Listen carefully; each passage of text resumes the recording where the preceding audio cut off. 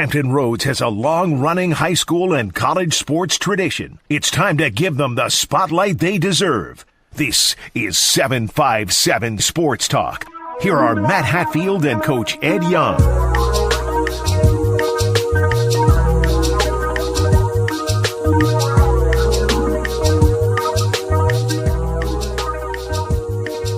All right, good morning to all of you out there, and welcome to another edition of 757 Sports Talk, powered by Covil Sports TV. Like, share, and subscribe to our YouTube channel. We apologize about some of the technical difficulties getting off to a later start than usual, but we were able to navigate them thanks to our Covil Sports TV brain trust, headed up by Nick Senti this morning. I am Matthew Hatfield. The other guy with the WCW Hulk Hogan hat is the one and only Coach Ed Young. We'll be joined here momentarily by our good friend Super E, known as Super E to many, Eric Rogers. He helps James Flood with the Hampton Roads 7 Cities Pro-Am that is happening and hopping each and every Sunday throughout the month of July over there at Norview High School in Norfolk. And they have their playoffs coming up this weekend. But good morning, Sir Edward. How are you? Feel good. You had an opening clip of where I was last night. Nobody cares. At the Virginia Beach Amphitheater for a little concert with called Where the Party At Tour. So when there was a party, I had to be there. And that was Eve. I'm not sure you know these names, but Eve was there, headliner Nelly. Where was Adam? You said that was Eve? Where was Adam? Adam was not there. Okay. He was talking to the good Lord about Eve's issue with the apple. And Ja Rule was there, and the heat. And I'm talking about oppressive heat. Heat index at the beginning of that show had to be 100 degrees. I sweat through that whole show. I guarantee I lost at least 2 pounds, which I don't mind. And I mean, it was just extremely hot. And of course, when Eve came out, it made it even hotter. Okay. But good show, a jam-packed place. I think it was sold out. But it was extremely hot there. I mean, the show was over around 11:15, and it had to be 90 degrees. Okay, nice. I was going to say, I don't know that people wake up on their Saturday morning and say, gosh, I got to know what Ed Young did on Friday night. But that's okay. You just went ahead and told us for. A lot of people ask me, what's on tap for the weekend? What are you doing? And I always say, I just let the wind guide me wherever I these people float to. So I had names. Give us names. Who are these people? Different people. There was Charles. There's Robin. Otis. Batman? Oh, he's a Brutus? No. Okay. No, I don't think it was.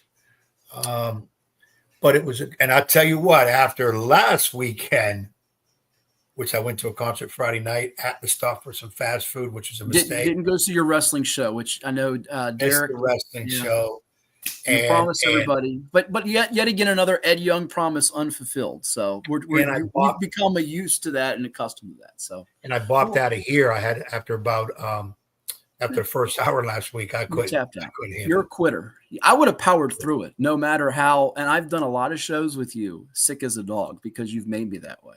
But yeah, I would have powered through. Well, and that was the issue. I'm a fighter. I'm not a quitter. I'm a fighter. I was trying to do it, but the more I had to look at your mug, I was like, I can't do this. Because when I would go to the bathroom, it would be the same thing as looking at you. So I said, let me go lay down in the bedroom where I can get away. Very not nice of you. We have a lot to go over with on the show, including about you got the Hogan hat. A lot of people don't like the Hulkster, and I can understand why.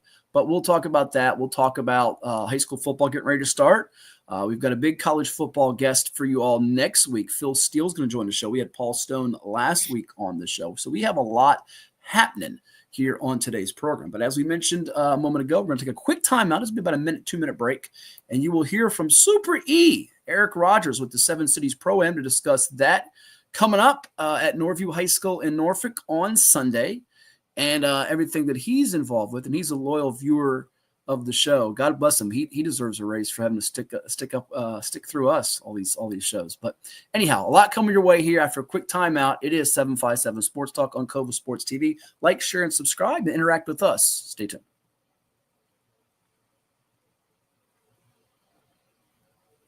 What makes a life?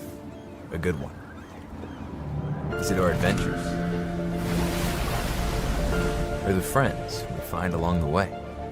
Is it the challenges we conquer together? Maybe it's the people's lives we touch every single day.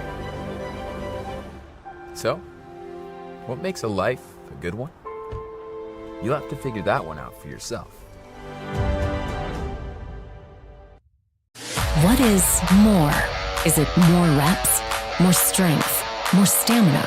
We say it's all of that, but it's greater than just what's in the mirror. It's about improving your mental and physical health.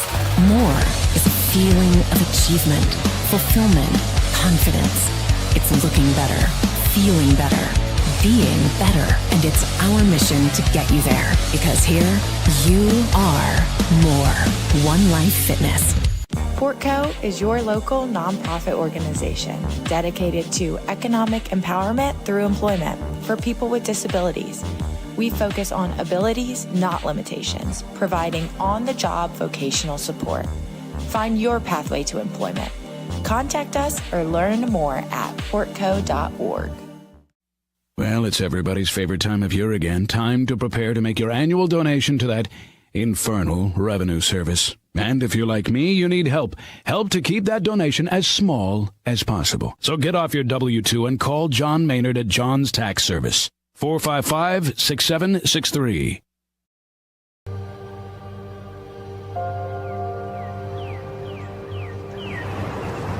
At Rush Soccer, our love of the game and the community we create doesn't stop when we leave the pitch or when the season ends. We are more than an individual player, team, club, or league. We are a truly global community of athletes, parents, coaches, professionals, and fans. We believe that youth sports and the pathway to a lifelong love of soccer have the power to form deep, meaningful connections that will fundamentally shape our players and those in our community. We believe that what we feel is the key to what we can achieve. Feel the pride.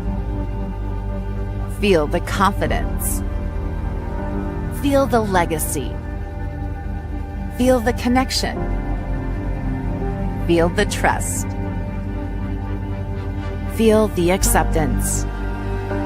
Feel the purpose. Feel the difference. Feel the rush.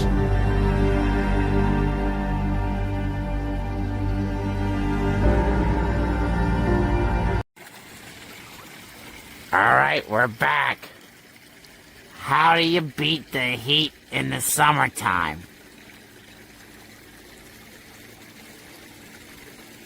You score more points than them. This is 757 Saturday Sports Talk. Here are Matt Hatfield and Coach Ed Young.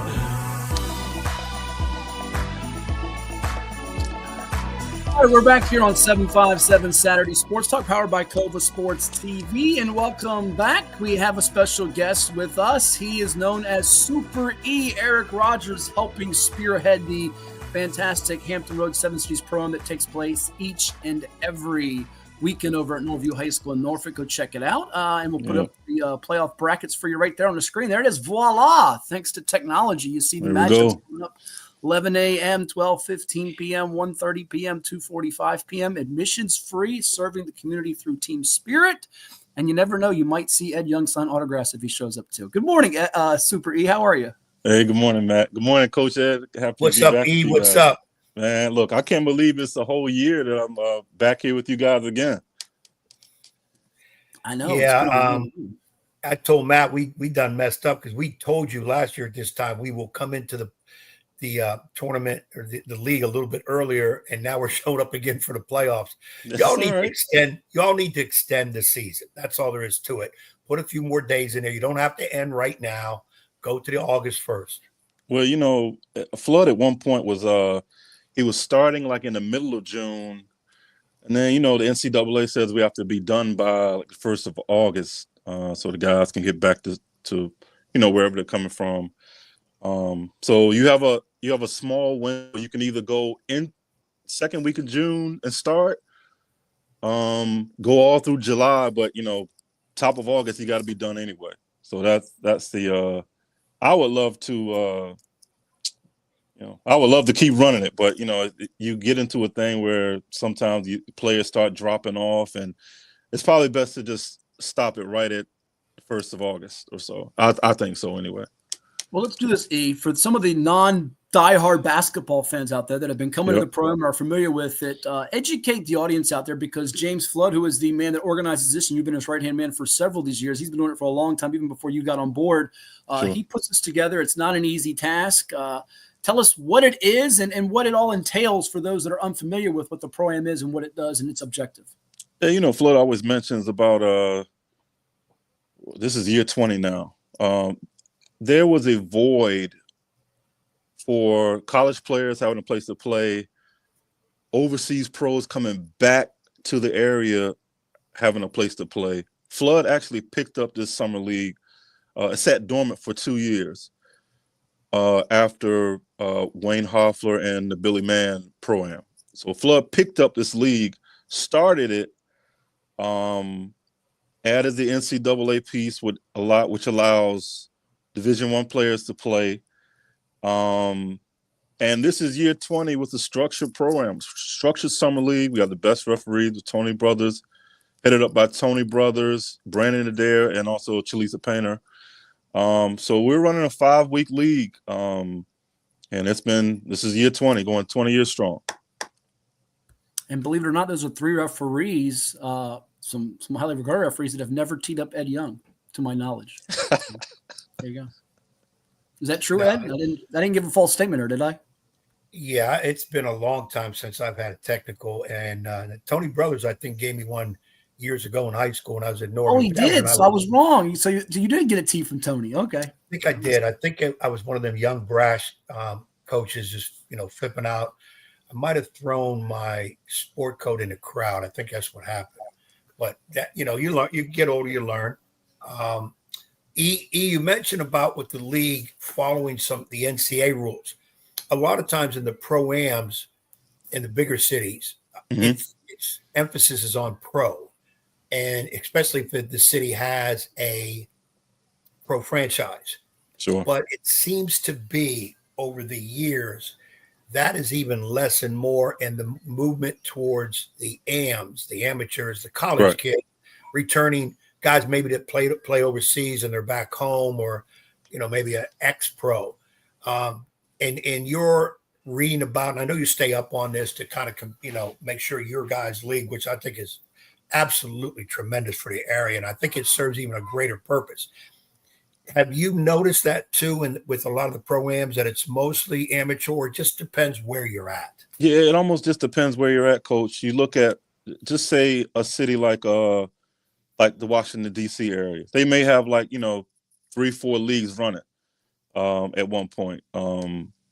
You have, in the past, you've had drop-ins like Kevin Durant, some of those guys from up in the Baltimore league. So it depends on the larger cities. You may have more pro drop-ins. For our league here, we've gone mostly the college route, and I think that works the best for us. But you're right about that. It just depends on what area you're in. Los Angeles with the Drew League, you may have more pros because the pros are around. You have pro teams in the area, so you're definitely right about that. It almost depends on where your league actually is, and who you can get to drop in. Now, the other thing I wanted to ask, in regards to the college players, what is the NCAA rule about? I know once upon a time you only could have a certain amount from one team on. Old Dominion couldn't put their whole team in.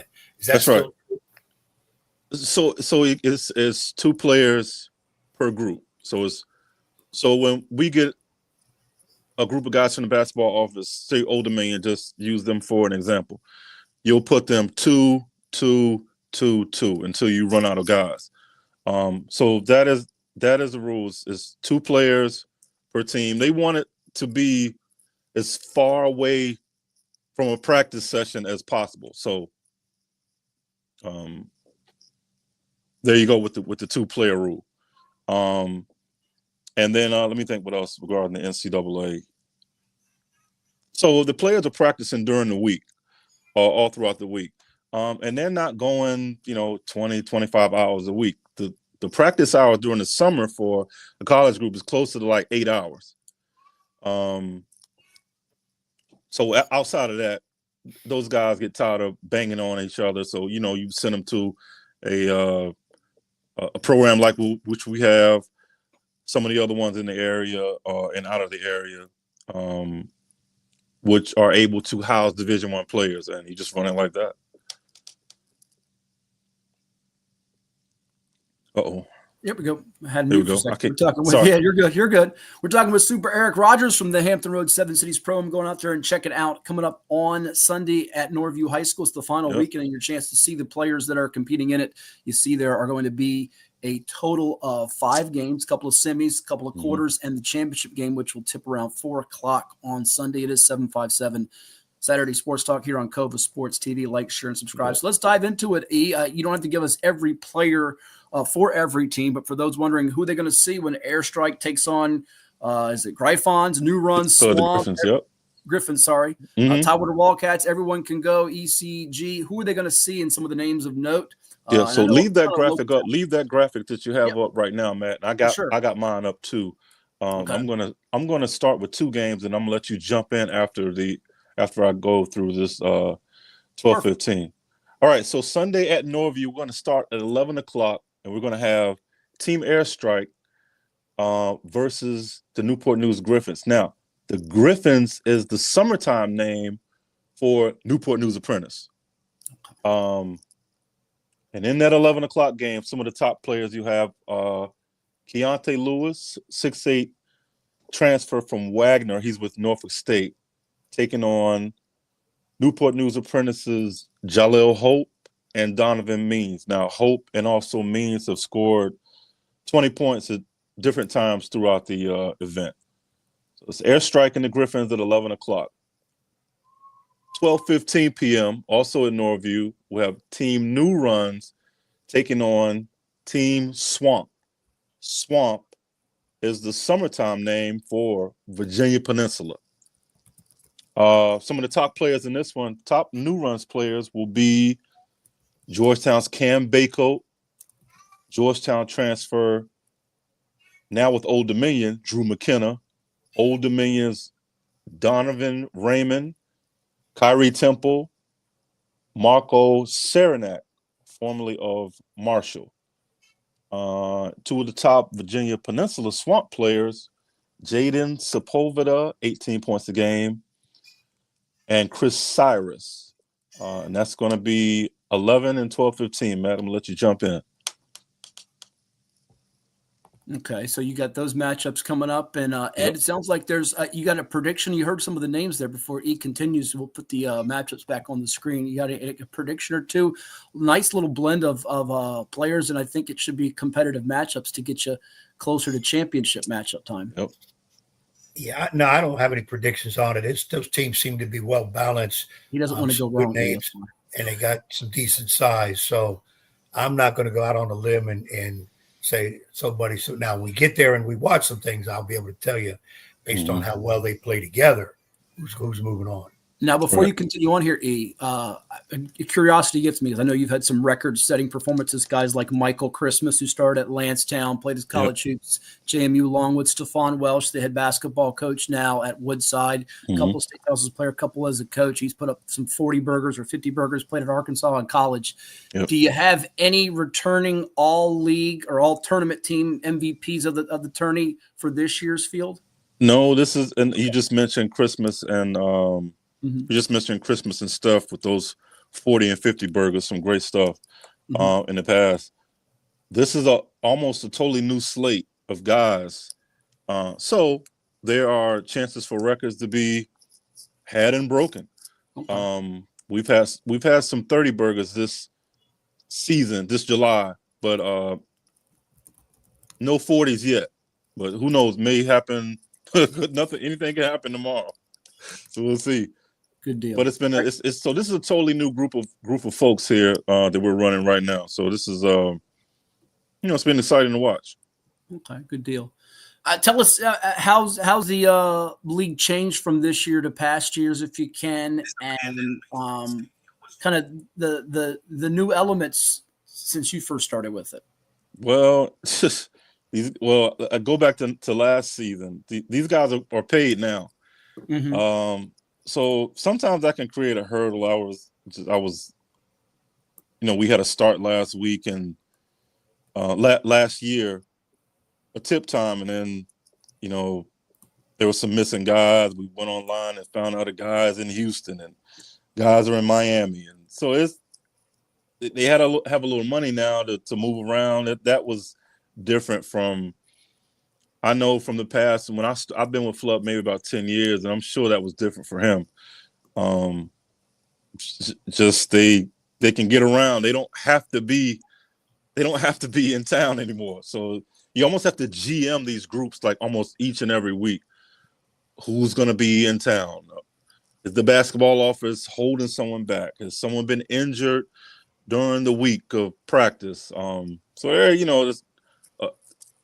have other leagues in town. You have one-day tournaments that may pull players away.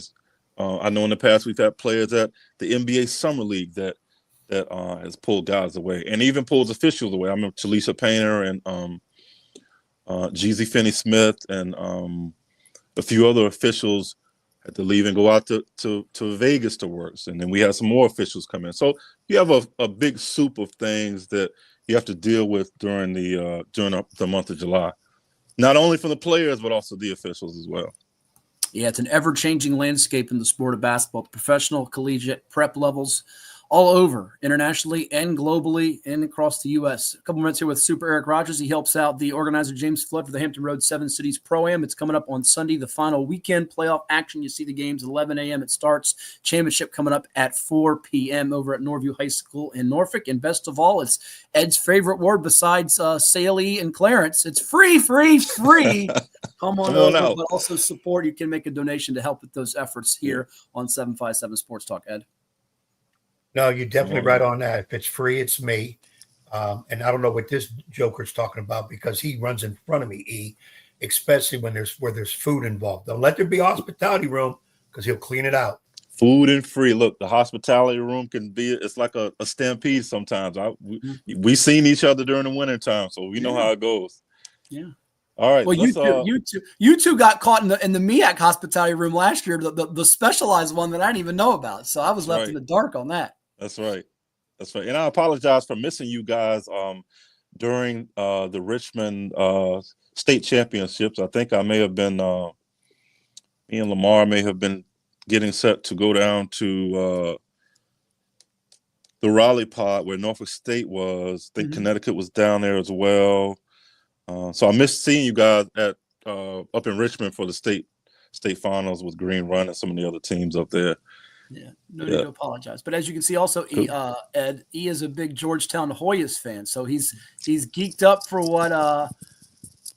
what Coach Cooley and company can try to do there in that Big East. It's starting to get more interesting and rugged by the day with all the new player movement, whether it's Vito's guys, Hurley's guys, you fill in the blank. So we look at the Hoyas, the 80s, 90s rivalries, but gotta love your Hoya paranoia. Yeah, man, they're looking for the Hoyas to finish somewhere between 4 and 5 placing in the Big East. So that may be enough to get them back into the tournament. We'll see how it goes. I've seen some of the as a member, almost 20 years. I've been with the Hoya Hoop Club for a long time also. You see some of the matchups roll out for Georgetown at North Carolina, Clemson in Washington, D.C., you got a scrimmage out at Kentucky. You got a scrimmage with GW, George Washington. So it's exciting when these games and can't forget about BYU, Miami down at Thanksgiving down in Orlando. So it's always exciting when this time of year comes around. The games start shooting out. The schedules start piecing themselves together. not only the Hoyas, but just there. I just hope to get around to a bunch of places. Well, you do. You do. Yes, sir. All right, Matt. So let's absolutely for sure. Ed, I was going to say before I let you run here, E. Sorry about that. Is that Ed? If you don't go to the most games in VA, I think E has you beat. People used to say I'm the guy, but last year, knowing the miles Ed logged and traveled to, not coaching on the sidelines for the first time since he was probably knee high in a grasshopper. And knowing you go from state to state to see college and high school hoopage. You guys, we might have to keep a tally and have a contest this year if Ed's not back on the sidelines. Although a little birdie told me he could be, so we shall see. But we shall. Yeah, don't shake your head. No, I got connections and people in high places and low places. But we'll have to do that. That'll be our contest. It's like the Where's Waldo. See where is E and where is Ed, and see who has the most games. We'll keep a little chalkboard tally. Well, I'll tell you, I've sat behind Coach Ed or over at Old Dominion many nights. I think I've seen Coach Ed over at Norfolk State as well. I think Coach Ed has been over to Wesleyan. We got 3 Randolph players locally, so I plan to Randolph is actually on Old Dominion's schedule the first week. And when you talking Randolph, you're talking Tim James Jr., Khalil Capel, David Trey Miller. They all played with us this summer. Evan Key has come in and grabbed 3 guys from the area. So he has put together 4. Who's he leaving out? Did I miss? Who did I miss? Chris Hayes from the Swamp. There we go. That's right. Oh, that's there right. You go. He's 4th one. Yeah. Right. There you go.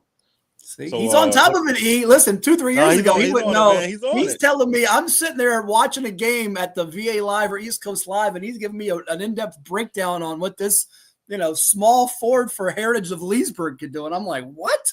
Where is this guy? So no, he's left, believe it or not. He hasn't killed them all. The problem with Matt E is, Matt as well, you well know, he's got to get around and see as much as he can.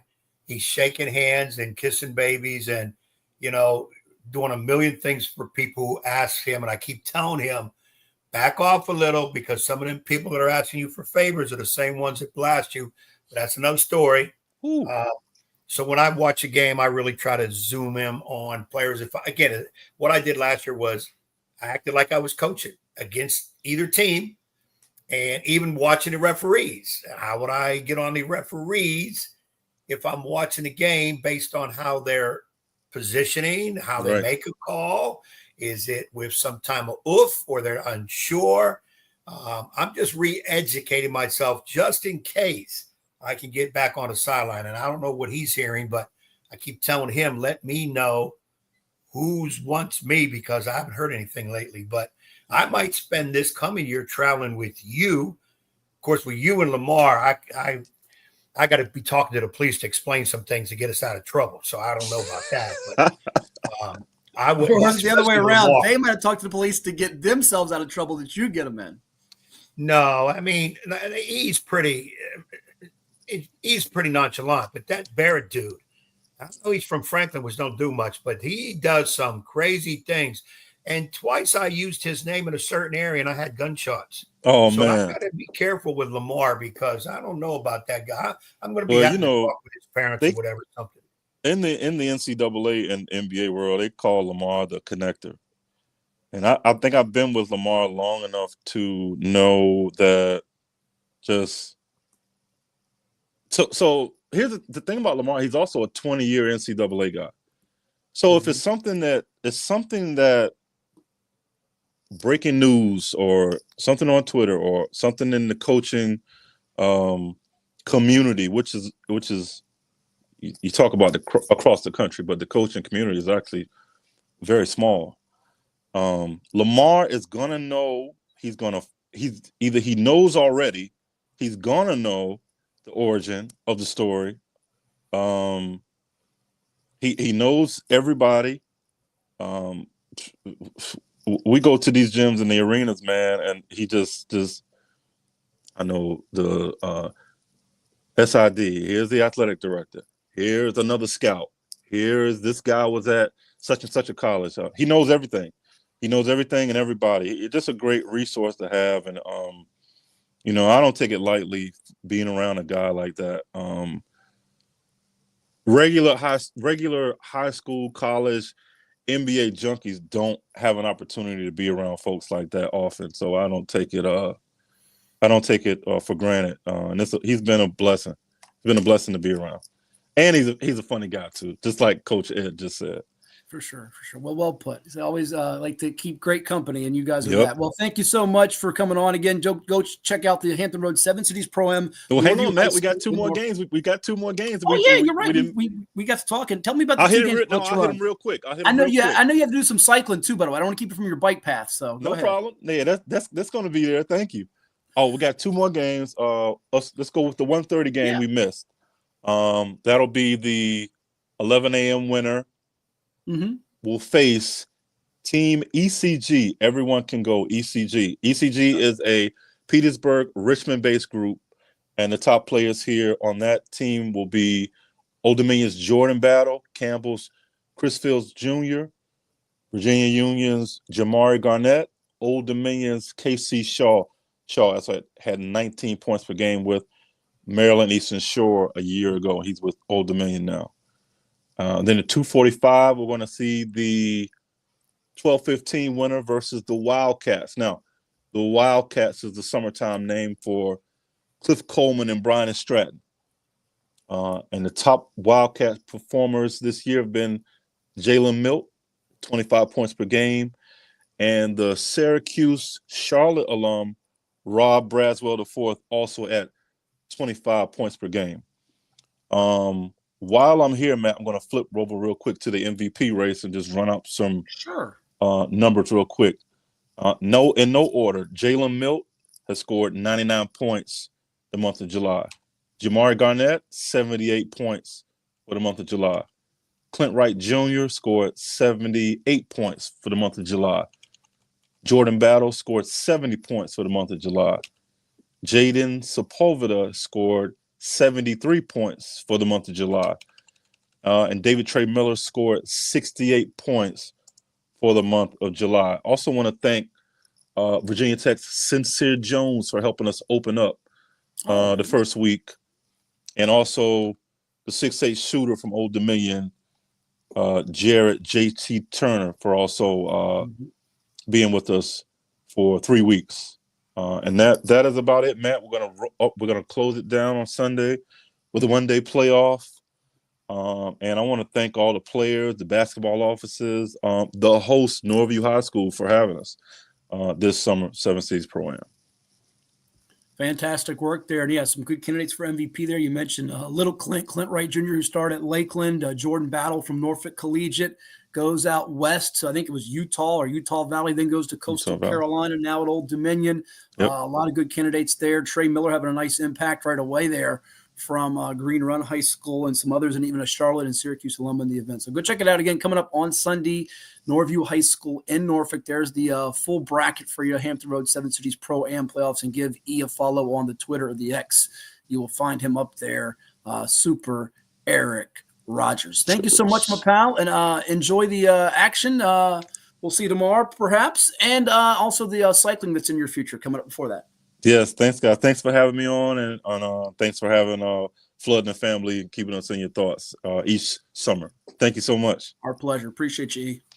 All right, see you tomorrow. All right, see you, Coach. Yep. Hey, have that hospitality room ready.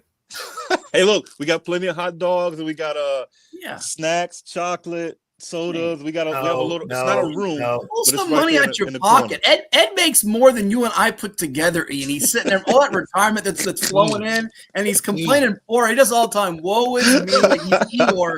Oh, poor me. I mean, goodness. I'm thinking of my health. You and Matt can do the hot dogs. I need pizza. His health. Listen, all this money he goes to these concerts. I'm stuck in the pool. You know why? Because the pool's free. You don't have to pay for that.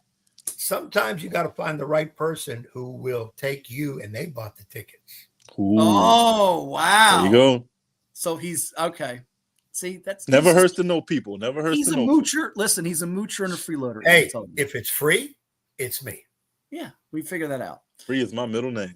There you go. Hey, we'll see you tomorrow. Take it easy. See you tomorrow. Thanks, guys. Thank you. That is the one only Super Eric Rogers. We got more coming your way here on 757 Sports Talk. You'll hear from the newest UVA football commit from the 757. They got a couple of guys from Richmond, from Verona, but Jayden Covil caught up with us this week from Oscar Smith to chat about that.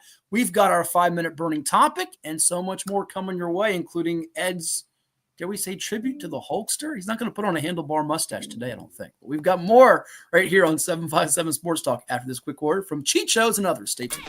For any athlete, making it to the top sometimes comes with a few steps back. That's why parents count on CHKD Sports Medicine, advanced diagnostics, treatment, and rehabilitation for sports injuries, just for young athletes like yours. With convenient locations across Hampton Roads and a whole team of experts here to keep your favorite player at the top of their game. CHKD Sports Medicine. Learn more at chkd.org or call the CHKD Sports Injury Hotline. Covil Painting. We don't just paint, we transform spaces. Visit covapainting.com or call 757-550-7357 and mention the Sportsplex for 10% off of projects over $1,000.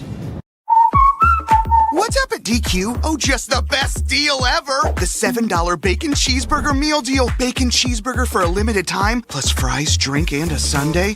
Yeah, this is not the time to be modest. It's all full size for just $7. And there's bacon on that burger. The $7 Bacon Cheeseburger Meal Deal. Now, for a limited time on the $7 Meal Deal lineup.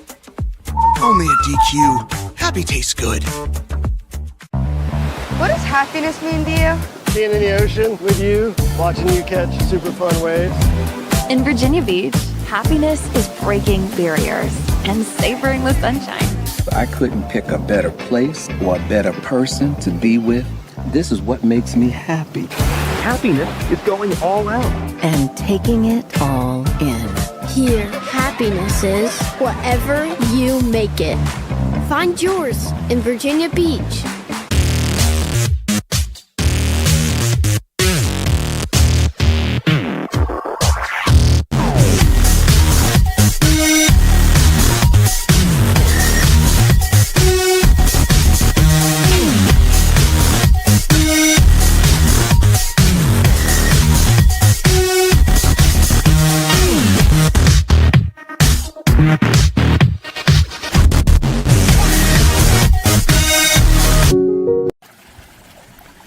Why is the mushroom always invited to parties? Because he's a fun guy. Get it? A fun guy. This is 757 Saturday Sports Talk. Here are Matt Hatfield and Coach Ed Young. Back here with the coach, Ed Young. I am the fun guy, Matt Hatfield, as we are ready to talk more about the world of sports with you here on 757 Sports Talk. Like, share, and subscribe to our YouTube channel and interact with us on Covil Sports TV. Ed, it is time now for our 5-minute burning topic. Are you ready? Let's burn it. Let's burn it, he says. All right, let's put it up on the screen. First, I know because we had Super E on early, we had a chance to shout out a couple of people that came on the chat line. We always love when you come on the chat line. Mm-hmm. Of course, Woody, who's probably now number one in terms of being on there. Gene Jones, all the way from North Carolina. Right, there's Gene. Says hello to us. And then, of course, Mark, you're right. This dude here, if there's a hospitality room and free food, he will find it. You're right. All right, here we go. It ain't just me. All right, let's get to it. Here we go. Set the timer because we know you'll go over 5 minutes. Which is more impressive? An MLB player hitting 4 home runs in a single game like the Athletics' Nick Kurtz, the rookie, who, by the way, has gone from minus 325 to minus 2,500 now to win AL Rookie of the Year, or a pitcher throwing a no-hitter? What says you, Sir Edward? I'm going to say hitting 4 home runs because I think it's been done a lot less in the big leagues. I mean, you got to get the right pitches and whatever. But a no-hitter, you're going through 9 innings, 27 outs, and nobody found a place to put that little white baseball anywhere. that ain't easy either. But I'm going to lean towards the 4 home runs because I don't have the stat in front of me, but I think it's been done less. So I'm going to say it's harder.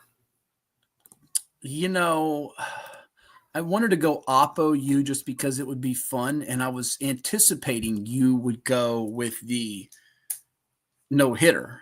But you actually you know me, but you don't. Yeah, you duped me on this one. So, look, I think you're absolutely right. I think as of September of last year, it was 326 no-hitters had been pitched in Major League Baseball. And only like 40 to 45 of those were before the formation of the American League in 1901. But your 4 home run guys are like 20, to your point. It's a much smaller number. And I would even go a step further.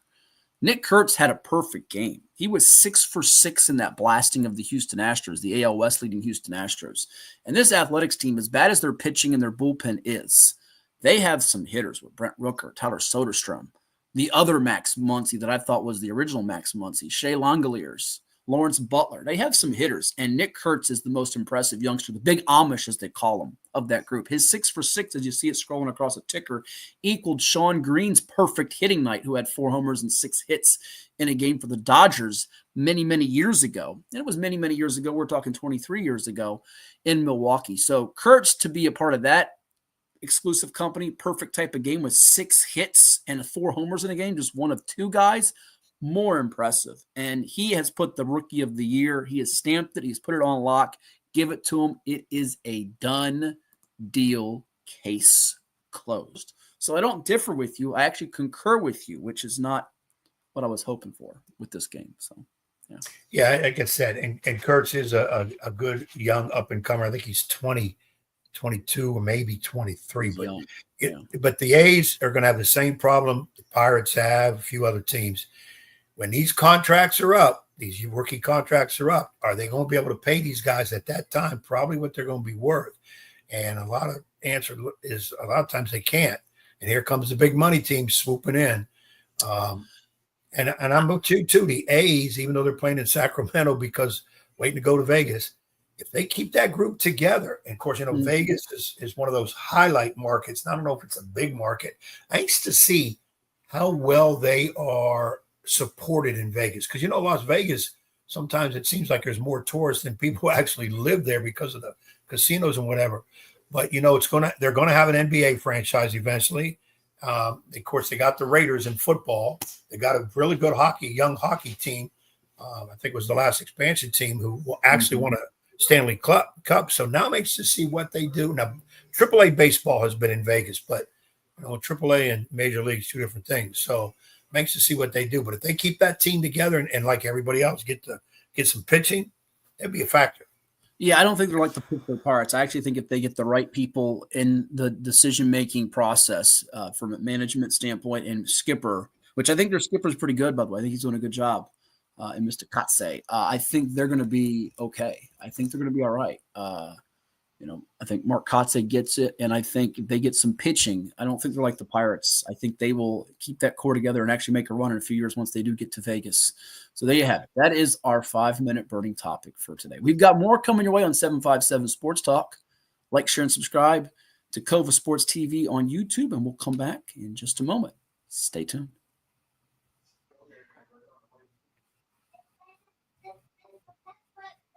Did you know that the minimum limits in Virginia are $30,000? $30,000 is a lot of money on an individual basis, but if you're involved in a personal injury matter, that's not enough. Here at Williams-Deloitte, we're happy to provide a consultation on the amount of coverage you have in your vehicle. It can be confusing. Not many people understand it. You know you need to have it, but do you have enough? Give us a call today at 757-547-5555 so we can help you prepare in the case of an automobile accident or any other personal injury matter that you or your family may find yourself in.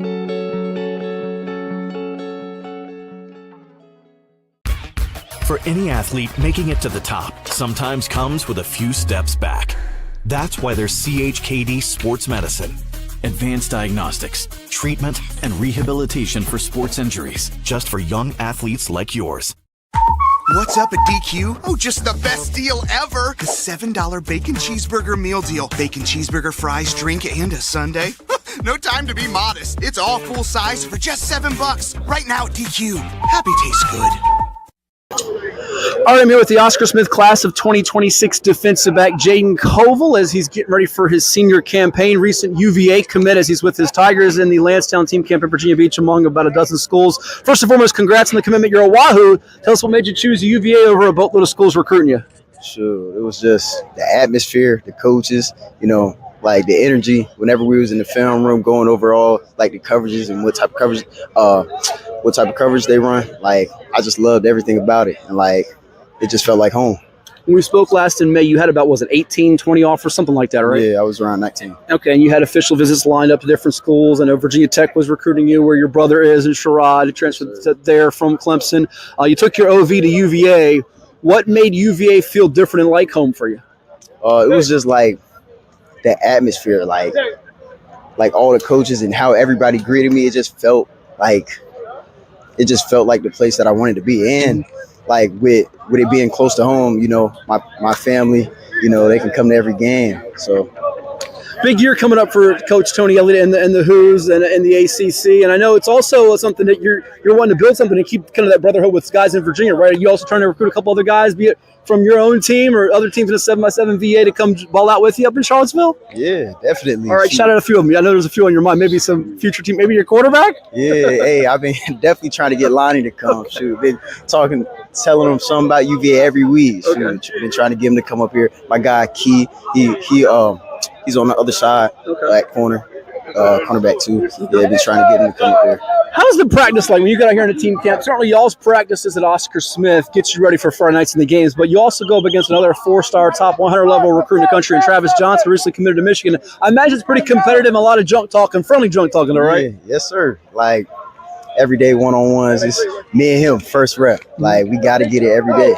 Like, and then especially with Lonnie, like he gonna always come at me, because we're cousins. So, it's always gonna be back and forth with me and him. You told me last time we spoke that the interception goal is like 8+, and that when we compared you and your brother, I got the better footwork, the better feet. He's the physical guy. What's different about Jayden Covil, the football player from junior year to the senior year? What will the fans see different about your game or better about your game in your eyes? More aggression. Like come down, hit somebody, put somebody out the game. Like that's what I want to come with this season for sure. So if someone's putting the NFL or college comp, who's the NFL or college DB comp of Jayden Covil? Who's the guy? Like, who would I compare myself to? Yeah, who do you hear from other coaches? Probably Jair Alexander. Okay, Jair Alexander, not bad. He's a guy that's done on a high level in the pros with the Packers. Last year for you, Jayden, appreciate the time. Big game to start the season, Gonzaga and DC. Some are doubting you guys about it. Even though you're coming off a state championship undefeated run, a little bit of a chip on the shoulder thinking that, all right, it's good. They're not going to repeat people saying that, or they're not going to go to DC and beat that team on the road. You guys relish that, don't you? Yeah, shoot. I mean, Gonzaga, a good team. They've been doing it for many years. But, we coming with a purpose. Like, we got to come out. We got something to prove. And for you, lastly, the goals this coming year before you get up to UVA, what are the things you want to do as you get ready on this journey to play on Saturdays? Shoot, get bigger. Get bigger in the weight room. Get bigger, got to eat. Shoot, that's all I want to really do. He's hungry for another title. He's bigger, stronger, faster, better. Jayden Covil, the UVA kid of Oscar Smith. Thank you so much. Yes, sir. Appreciate it, man. This is 757 Saturday Sports Talk. Here are Matt Hatfield and Coach Ed Young. So you heard from Jayden Covil right there, the Oscar Smith defensive back who made his pledge earlier this month to the Wahoos, University of Virginia Cavaliers. It is 757 Sports Talk, powered by Covil Sports TV. Like, share, and subscribe. Your thoughts there, Edward, of one Jayden Covil, who is another recruit for Tony Elliott. He got 2 from Verina, wide receiver defensive back Damari Carter just recently, and yesterday defensive lineman who was the state defensive player during Class 4, Jayshon Bull Richardson, big-time defensive tackle. So UVA was maybe not getting as many guys from Tidewater and across the state. Now they're starting to beef up the recruiting a little bit, make things more interesting with their in-state recruiting battles with Virginia Tech as they get Covil and Richardson, 2 guys that Tech were eyeing. Obviously, Covil's brother Sherrod transferred to the Hokies from Clemson. He was an Oscar Smith standout. So we'll see if that will materialize into better results on the field, because it is a little bit of hot seat time for both Brent Pry at Tech and Tony Elliott at UVA. Must win now time, as Paul Stone told us last week on the show. Yeah, I mean, UVA has been absent, I believe, in terms of from Richmond down to the Tidewater area, which, if I'm a college coach, football or even basketball, even baseball, that's an area that I'm going to have somebody almost living in to get the athletes. Now, getting the kids from Verona, getting the youngster from Smith, steps in the right direction. And, of course, I always say with the high school kid, as opposed to a portal kid, you got to give them time, especially in football. It's usually a redshirt year. Get them bigger, stronger, get them accustomed to college level, much more physical college football game than high school. Very rare a kid steps in there his freshman year and competes immediately or even starts. And that's okay. But getting those kids and I think the key is good, winning, championship programs. That's what the colleges are looking for. And when you get a Smith kid, a Verona kid, a Maury kid, a Green Run kid, that's what you're getting. So I think those youngsters, I admire those guys for making those decisions to go to UVA, which I don't think is a sexy, sweet, neat pick for most kids. Plus, UVA has that, it's pretty good academic school. And I know they all should be good academic schools. But, I mean, let's face it, a lot of kids go to a particular school strictly based on everything but academics. I think when you pick UVA, that means that kid has something going on upstairs, because you're going to have to do some book work there, some academics. So I'm glad that those kids are picking UVA. I'm glad UVA is back in the area and getting those kids. So let's look at the schedule. You see it on the screen there for Oscar Smith with Jayden Covil and Travis Johnson, who's headed to Michigan. And we talked about his teammate, the quarterback Lonnie Andrews, who led them to a perfect 15-0 season as a sophomore, among other talented pieces on that team. Narod Jarvis, defensive end, outside backer, who's committed to Buffalo. Their first 4 games, Ed, I mean, for an ordinary team, which Oscar Smith isn't, you could say, that's 0-4. Gonzaga, Warwick, and University of Kingsport. Oscar Smith thinks they're winning all 4 of them. What's your view? I know we have more time with our preview coming up in August to break this down. And then the back half isn't a cupcake ride, although it sure feels like it. The last 5 last 6 compared to the first 4, when you look at Hickory, Deep Creek, Grassville, Nance, whatever, Great Bridge, Western Branch. But you could easily get tripped up once or twice in any of those 4. But we also know Oscar Smith has a pedigree of being able to get through those first 4 unscathed. And if they do, big things should be in store, and still could be in store regardless. Yeah, they're going to get tested. I mean, you can't do much about your district schedule. You have to play your district schedule, whether the teams are weak, average, or really strong. So you got to play them, and then whatever happens. Those first 2 games are games that they went out and sought because non-district. And Gonzaga, strong private school program up in the D.C. area, athletes galore. They have the pick of the litter up there. And then they come back and go to Warwick. The key here is, and both those teams are good, but they're both on the road. I know a lot of times coaches like to open up at home. They feel a little bit more comfortable at home or whatever, but they're making the trip to D.C. and nobody there is going to be favoring them up there or want to see them win, unless the people they bring. And then they come to Newport News to play Warwick, which will be a headed game. I can't talk much about Gonzaga, knowing that I just know it's a good program.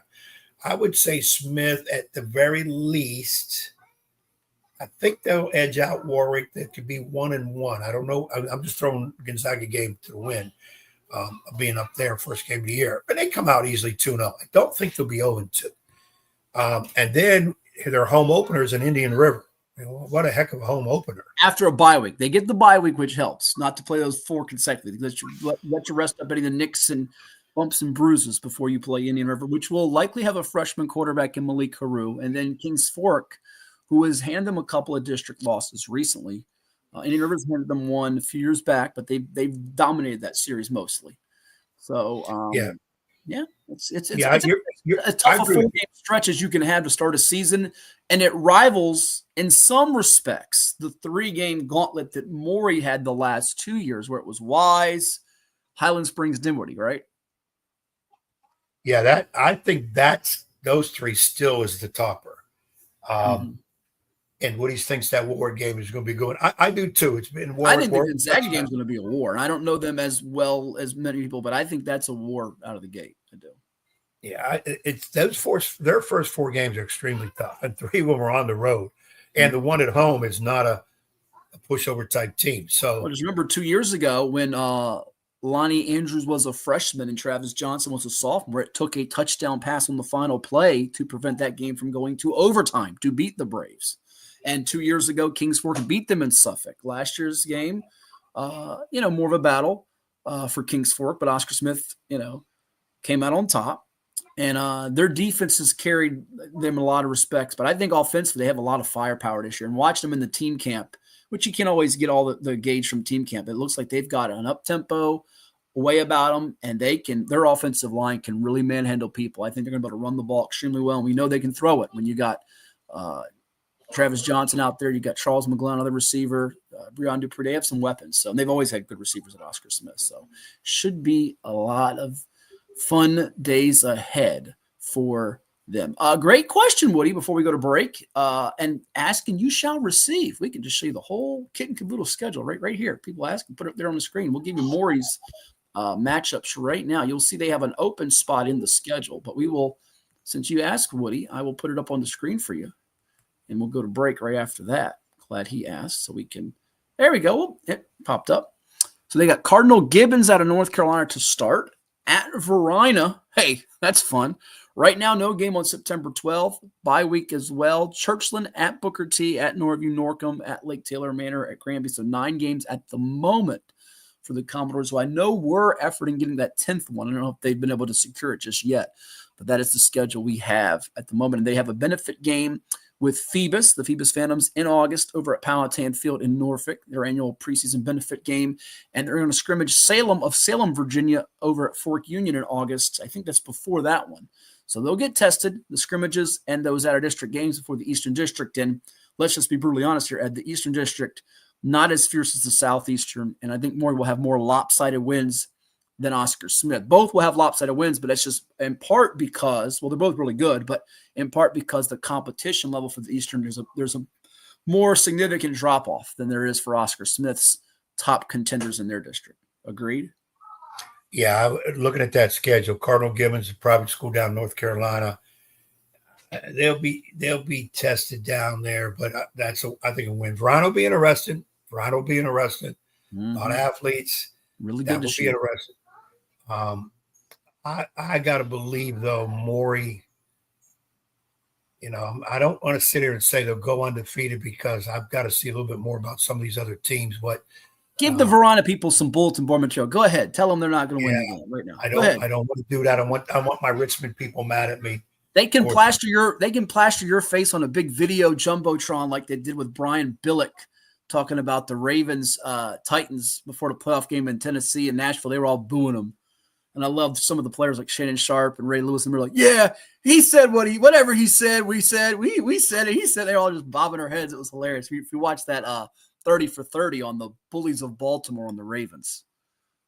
Yeah, I'm wondering now, you saying they are in negotiations with people for the September 12th? Or I don't know if they're negotiations. I know that's up on the slate I have right now. It's an open date. I don't know if they're going to fill it or if it's going to be stuck at 9. We're getting to a point now where pretty much your schedule. So yeah, that's what I would think. And nobody wants to play Maury because in the area because you know how good they are. That's probably going to have to be an out of state team that maybe also looking for a game on that late date too. It might not happen at this stage. All right, we've got more coming your way, including Ed's words and my words on the one and only, the Hulkster, Hulk Hogan. And we will also get a chance to hear what Dabo Sweeney, old Dabo, had to say recently. I want to get Ed's take on that. It's all coming your way on 757 Sports Talk. Like, share, and subscribe to Covil Sports TV. And stay tuned.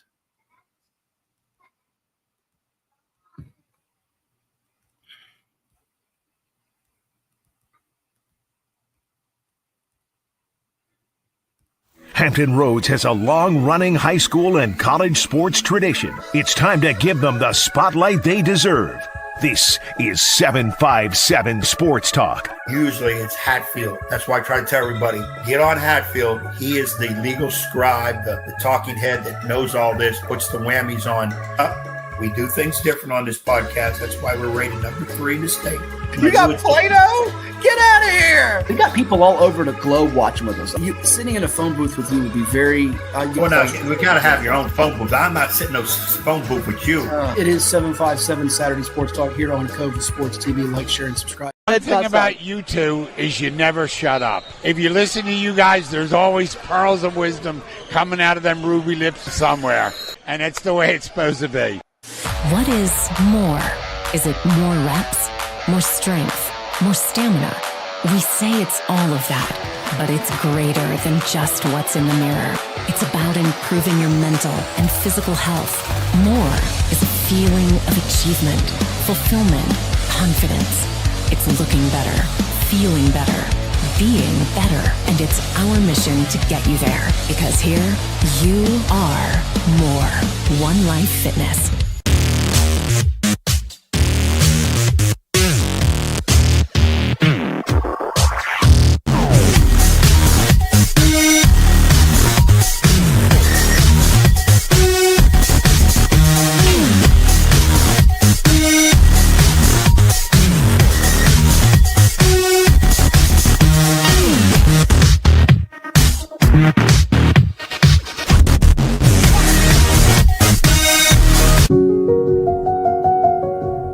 As a banker at Town Bank, we believe that people bank with people, not with banks.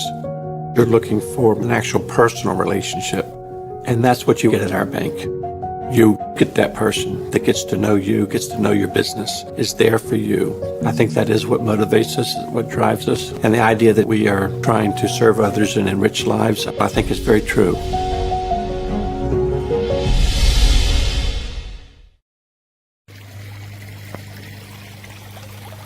I don't know if I trust those trees. They seem kind of shady. In any event, let's go back to 757 Saturday Sports Talk with Matt Hatfield and Coach Ed Young on Covil Sports TV. Two guys that are anything but shady. And we're back here on 757 Sports Talk. Like, share, and subscribe to Covil Sports TV. Speaking of shady, Ed, did you happen to see the clip with the former NFL running back who goes by the nickname of Shady? Do you know who I'm talking about? Do you know what I'm referencing? Former NFL running back. Yes. His name was Shady? Yeah. Played for the Panthers in Pittsburgh in college, Philadelphia Eagles. He was a second-round pick in 2009, and he had a major blunder that was head-turning, head-spinning that has to involve the 757 in some way, shape, or form, as we always bring it back to that with 757 Sports Talk. Did you happen to see it? Speaking of shady. And it's a Steeler. He played for the Steelers. No. Played for the Eagles. Pittsburgh Panthers in college. Oh, Panthers. He was a really good running back in the NFL. Let me just go ahead and tell you, since you're a little slow. Yeah, because LaShawn McCoy, a.k.a. Shady. So, as you may or may not know, it was MEAC Media Day the other day. And take a listen. Scott here with Hampton. And it's funny, man. You could tell when Hampton's in the building, high standards. Look at that. We ain't going to keep letting that go. We're not Hampton. We're the real HU. We're Howard University. That's my bad. Yeah, new football coach at Howard University from 5 years ago. He's been here a while now, Larry Scott. Okay. He called him the coach at Hampton. He's the head coach at Howard. And he said, watch it again. Scott here with Hampton. And it's funny, man. You could tell when Hampton's in the building, high standards. Look at that. We ain't going to keep letting that go. We're not Hampton. We're the real HU. We're Howard University. That's my bad. We're the real HU. Oh, my. That was not McCoy's best moment. And, being a Hatfield, I hate to shout out when a McCoy does something wrong, but I just did. Oh, there it is. That's a good one. That's a good one right there. That's a good one. Yeah. Our man Jason Bryant chiming in about Chicho's. Love the pizza there. I must have called Ed and Richie 7:30 years ago Saturday morning, so it's been a while since Matt Rose, but some more sports talk nostalgia here. Appreciate you chiming in with us, Jason, and watching the program. Definitely. And we're going to talk some wrestling here. And he is a wrestling diehard.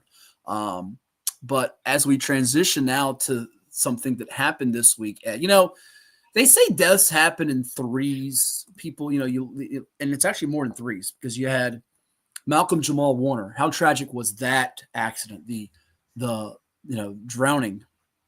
You had Ozzy Osbourne, who again, which we'll get to with Hulk Hogan, no matter how you feel about him. And I know he had a checkered off the, performing stage, if you will, the biting of a head off a bat. He was well known and, high acclaimed. Chuck Mangione, by the way, I know you've listened to some Chuck Mangione. Feels so good. That's what it's got to be on your music list. And the Hulkster, known as Hulk Hogan, but Terry Bollea, passing away. One of the iconic wrestlers. And look, my feeling on this is regardless of, there you go, Ed, this is Jason from Pocosin chiming in. You remember Jason from Pocosin. Remember Jason was a faithful caller back in the time when Richard Summer and I co-hosted a sports talk like you and I did later version. Jason called all the time from Pocosin, I remember. So it's good. Jason, I appreciate you greatly from those years. Very glad you found us and now be a regular for us on this show, which mostly every Saturday morning. I have to make him a guest talk from wrestling. Yeah, that'd be fun. But and I know this is not always the college wrestling, and we'll get to the pro wrestling. Again, no matter how you feel about it, we had on last week, or was it 2 weeks ago, George Pantos, VCW. But look, I don't care what your political beliefs are or what you think about his support of our current president. It's an absolute disgrace to me that none of the local television stations, yes, I'm going to say this right now, I don't care. It's a disgrace to me that none of the local television stations, and it's a disgrace that CNN and MSNBC decided to wait on highlighting the passing. You had to turn to Fox News. And again, I don't care if you're on either side of the aisle here. Hulk Hogan is viewed as a national figure. He is viewed as a highly regarded figure, an iconic to wrestling fans. You may hate his guts. He's obviously had the issue with things he has said and a video, but you just, to me, I don't think just completely dismiss him. Oh, he's dead. But I have a problem with the biased media and reporting that we just completely ignore for some people. And that it shouldn't be that way. I'm not saying we have to glorify his life and everything he did in his life, but you can't take away from him being one of the most recognizable and influential voices in his sport. And if you walk down the street, there's about maybe 5-10 people on planet Earth, especially when he was in his prime in the 80s, 90s, maybe less than 5, that are more recognizable and known and beloved by people than him. 100%. I agree with you 100%. When you told me, because I didn't see it, that he had passed, I was like, we're going to see unless you're on the internet or on Fox News. And I don't watch Fox News. I happened to flip around the TV, and that was the only channel that I saw that had it. The only one at 12 noon Eastern. He died before 12 noon Eastern. I saw it on the internet. Only channel. What are we doing, folks? What are we doing? Get a clue. And see, I think part of that is this. It's wrestling, professional wrestling. There's always a side eye, he about wrestling because many people use the word it's fake.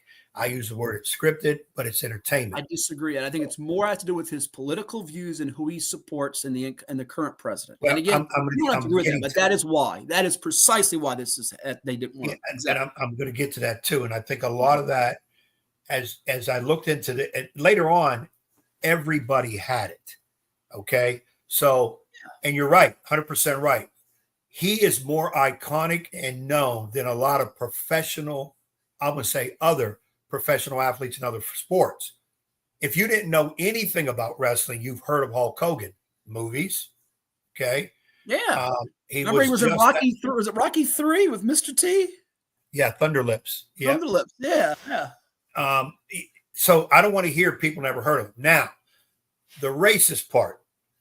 Okay, the rant was ridiculous. Can't defend unnecessary. it. I can't defend. I can't defend how he lived his life. I can't. I'm not saying that I love the guy. I'm just let me finish. Yeah. What I'm trying to say this is why a lot of people, and I've seen it on Facebook today. I saw 4 that, oh, how can we glorify this idiot? This blank, blank, blank. He's right. People, first of all, he was 100% wrong in the racist situation. A lot of people make racist comments that don't get aired like Hulk Hogan does because he's Hulk Hogan. Anything he does or says is going to be magnified. And we all agree it was 100% wrong, but that does not define who he is. Political beliefs, come on now. Because I'm not a big Trump supporter, so we're going to hate everybody that likes Trump. Come on now, put the political stuff to the side, okay? Hulk Hogan is an icon. He's known by people who don't even know what wrestling is. And it's funny how many people think that's his real name. Mm-hmm. It's not his real name. Terry Bollea. It's not his real name. So, again, put all that aside. For those news feeds not to do it for whatever reason. Oh, it's wrestling. We got to check, make sure this ain't fake. Vince McMahon used to put stuff out there that wasn't real just to get people to come his way. So let's go. Okay. But you found out it was real, and you have to look pretty stupid now as you backpedal and try to say how great he was. Malcolm Jamal Warner was a tremendous loss because of how he died. I mean, I had somebody tell me, why is Malcolm Jamal Warner an icon? I don't remember him. Huxtable from the Cosby Show, yeah. Right. Yes, if you saw his stuff. And that goes to the point. I mean, Bill Cosby was devastated, and much like Hogan had, Bill Cosby is a guy that's had some issues post his acting career. And again, he was still viewed as a beloved television personality and being in the limelight. And Jason just said it best here. I mean, you can separate the two things because there's a lot of wrestlers and a lot of athletes, by the way, not just wrestlers, that have lived some, some unsavory moments in their life, whether it be with steroids, whether it be with drugs, sex, alcohol, whatever it might be. It doesn't mean we have to celebrate everything they do, but it doesn't take away from the stardom and the, acclaim. And I was just bothered by that we had, and I know that's you because I've heard certain producers, editors, I've done some TV, I've done some things. I've heard people say, oh yeah, we want to ignore, and I've seen it in coverage of local, statewide, college pro sports. It shouldn't be that way. We should not be biased because we dislike a certain person and he's dead. I mean, there are evil dictators that die that are worldwide known. We just ignore that they're dead. It bothered me. And again, rest in peace to the Hulkster. He did a lot of young kids grew up watching wrestling with the wrestling buddies, and I actually was one that did that. I had the little wrestling buddies and the figurines, and he helped put the then WWF, now WWE, and also WCW on the map. There's no question about it. So yeah, it was. And like I said, all the deaths, Ozzy Osbourne. I wasn't a big fan of his music, but Ozzy Osbourne was a very different character, but he's iconic in what he did. And Chuck Mangione, a lot of people didn't know Chuck Mangione. A lot of the youngsters don't know Chuck Mangione. Wrote and produced some tremendous music, mostly on the jazz side, which is not popular among the youngsters. So, and I keep trying to tell young people, history didn't start in 2012. You got to go back on certain things and whatever. But these are people that had impacts on a whole lot of people. And in their industry, that's why we call them icons, because of what they did. They left lasting impressions. They affected us. A lot of people, Hulk Hogan was like their hero, and he was going to live on forever. And when they're gone, it's like we're shocked. And that's what that situation is. So it was a tough couple days. I mean, it was like I was almost like waking up saying, "Who's next? Was it me?" I mean, I'm not an icon, but when you see deaths of those people of that level, to me, it makes you realize, nothing's guaranteed. Life ain't guaranteed, man. You got to live life, enjoy it. Stop hating. Stop holding on to grudges. Let that stuff go, and don't worry about what everybody thinks of somebody or they dislike you. That's their problem. It's not yours. If you're a bad person and everybody's saying you're a bad person, then you got some things to work on. But it's rough. I went to a funeral of one of my former players, rest in peace to Luke Williams' mom, passed. And boy, I tell you what, Luke brought tears in my eyes because to see the interaction that he had with his mom, and she was a really great lady. And Luke was a tremendous youngster to coach. He's a tremendous young man, personality galore. Forget the player part. Yes, he was a good player. Yes, at 5'4", he was a starter for me and played his heart out. But to listen to him on that stage, talk about the relationship we have with his mother and that, I mean, and it just brought tears. But it also, and that's why I don't like going to funerals, but I had to go to that one out of respect for her, for Claudine. It just reminds you, people, you got to, live your life right, have some fun, be respectful, help others, stop thinking the world revolves around you, stop holding the grudges and hating on everything and whatever. You got to let that stuff go and enjoy, because at any second you could be gone. So, but anyways, it was a tough week with people passing, but it happens every second of the thing. So I saw Woody earlier mention about he was excited when Hulk Hogan body slammed the 480-pound Andre the Giant. Now, again, I'm going to show my lack of memory here. Remember, was that WrestleMania 1 or 3? What was that? You guys went 3. It was 3. Okay, I figured you 93,100. Metrodome? Is it the Metrodome? No, I think that was. I'll have to look it up here. Wow.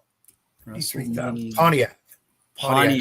Silverdome. Look at you. You're on top of it. Good deal. Yep. It was Pontiac. Well, it's wrestling, thanks to, and by the way, segue away, George Pentis, who we had 2 weeks ago, he turned villain, heel, as we call it in the business. He turned heel. And there was a video that showed when he did it. I couldn't believe it. And by the way, I finally got a hold of George one-on-one.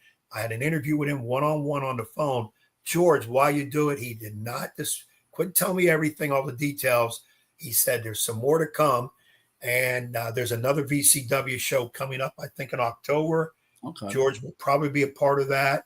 And I told him we'll get him on, but he's going to have to face the nation for turning heel, because he's. That's another show, by the way. Face the Nation. He'll go on that show. No, it's another show, right? He's going to have to face our Hatfield and Young Nation. I will say this: last two things. You talk about turning heel. When I remember it as a youngster when Hulk Hogan joined the NWO. It was that Bash at the Beach or SummerSlam, whatever it was. That's like 97. I remember that vividly, and how heartbroken all the children. Everybody was. I watched it with my mouth wide open. And then you remember, of course, he did a tag team with he and Diamond Dallas Page with 2 pro basketball players. This is during the NBA Finals, by the way. Me being the Utah Jazz diehard, they always got to come back to Karl Malone and John Stockton, right? Malone and DDP against the Hulkster and the Rodman. And I think the Rodman and Hogan won, but they shouldn't have, because everybody was rooting for Malone and DDP to kick the Rudy Poo Candy, what of Rodman, the Menace, Dennis the Menace, and the Hulkster. And but yeah, we lost some treasured people with Malcolm Jamal Warner, aka Theo Huxtable, Ozzy Osbourne, part of that reality show with the Osbournes, and you always hear him yell his wife Sharon, all the different things on that show. And Chuck Mangione, who, by the way, if you watched King of the Hill, you saw him on there, and the one and only Hulk Hogan. We've got more coming your way on 757 Sports Talk. Like, share, and subscribe, and interact with us, and stay tuned.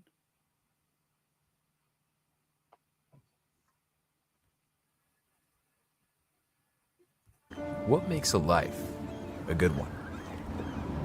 Is it our adventures? Or the friends we find along the way? Is it the challenges we conquer together? Maybe it's the people's lives we touch every single day.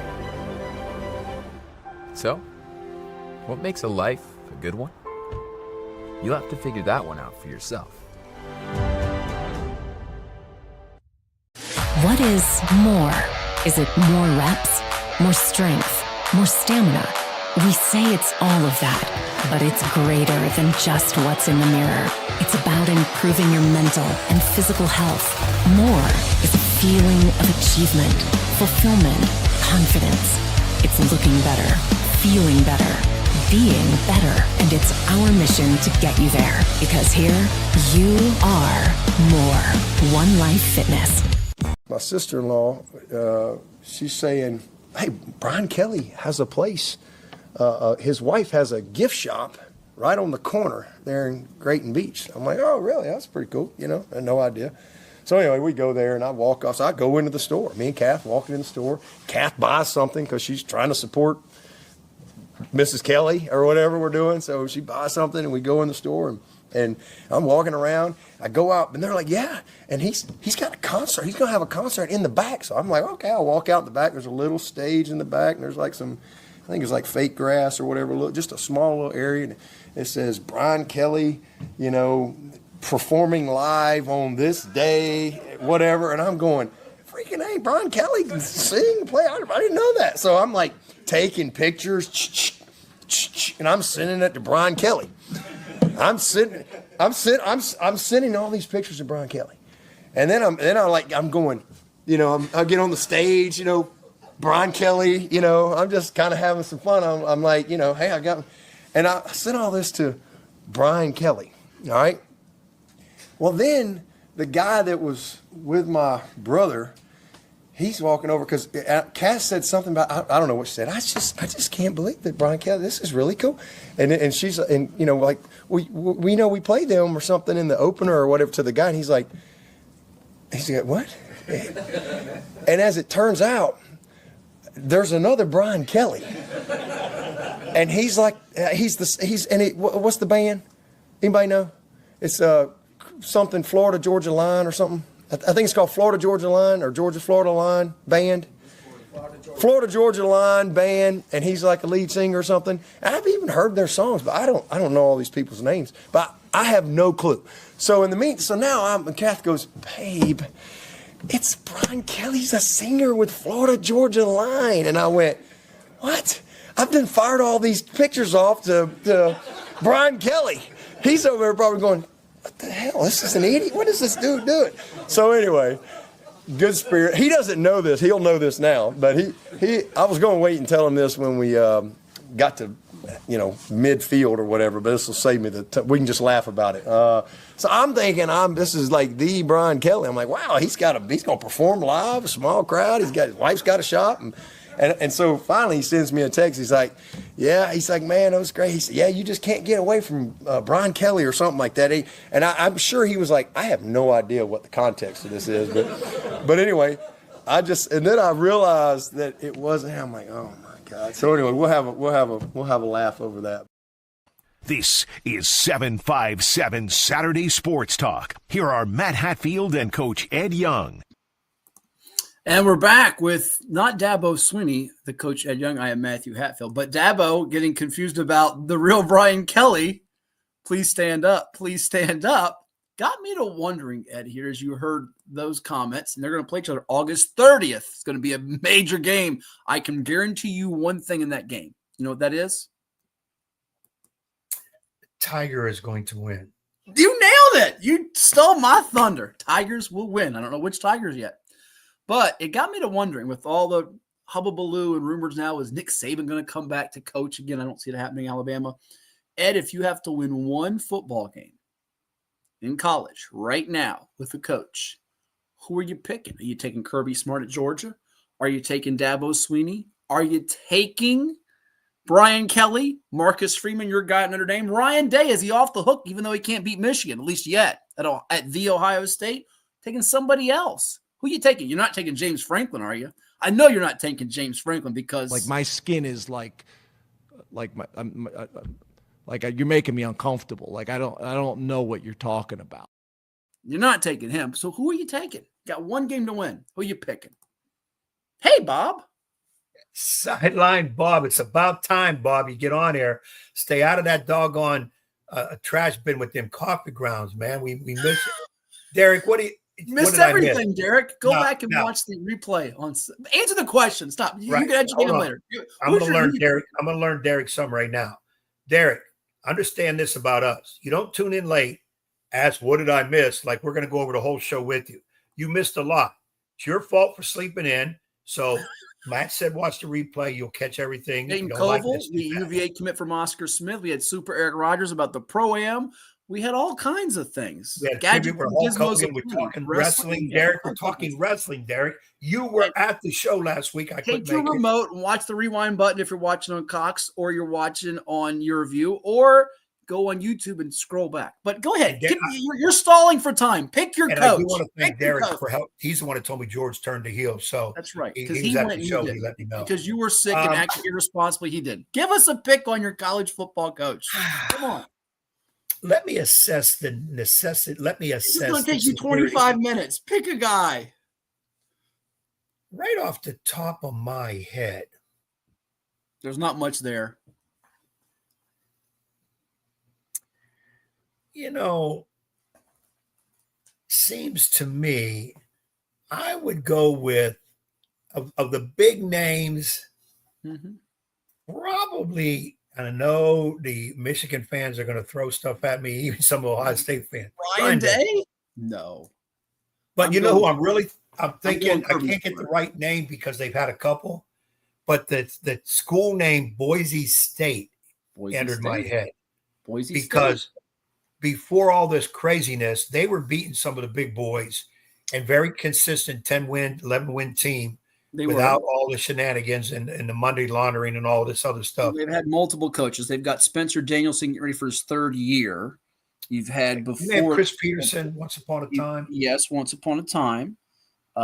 They've had different coaches that have been at the helm. I think Peterson's the guy that really was the architect in terms of getting them on the map. But remember Dan Hawkins? Remember him before even Peterson? Yeah, went to Colorado. But the problem with the Boise State guys, correct me if I'm wrong. Mm-hmm. When they all left, Hawkins left when they went to the bigger programs, didn't do quite as well. Chris Peterson took Washington to the college football playoff. You might want to backtrack on that one. Let me backtrack on it. Hawkins went to Colorado. And he stunk at Colorado, yes. Okay, so Peterson did a good job. Now he's in TV, doing TV work. But I'm going to go with Kirby Smart at Georgia. Even though they didn't three-peat it. That's my number 2. The most consistent. He comes from the Saban tree, and I think Georgia – a bad year for them is still winning 10 games and being in the SEC championship hunt and being really, really good. So I would give him the edge over Dabo, who I think is second. But if Dabo is to win a title this year, which would give him, 3? Even after everybody's buried him with all the not embracing NIL and transfer portal, my big point here is I would probably have to move Dabo back up the ladder, even though people are trying to throw dirt on him and bury him playing in the weaker ACC. Than the SEC and Big Ten, which have become the behemoths because of all the resources and money, and that's the way the sport is. One more segment to go here on this particular episode of 757 Sports Talk on Covil Sports TV, and we will put the finishing touches when we come back right here on Covil Sports TV. Stay tuned.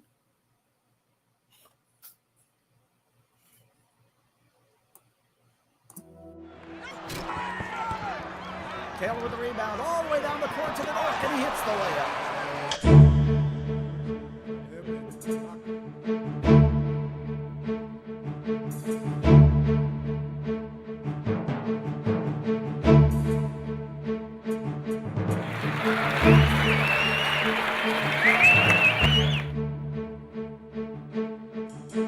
And there is Julius Irving. Look at that move behind the back. Oh!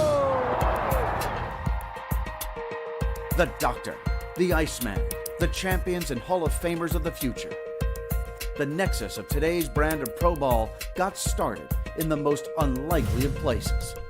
We did bring the playground into pro ball, and the playground's never going to leave. It was great for me because it gave me a chance to open up and, play that run and that gun style of basketball.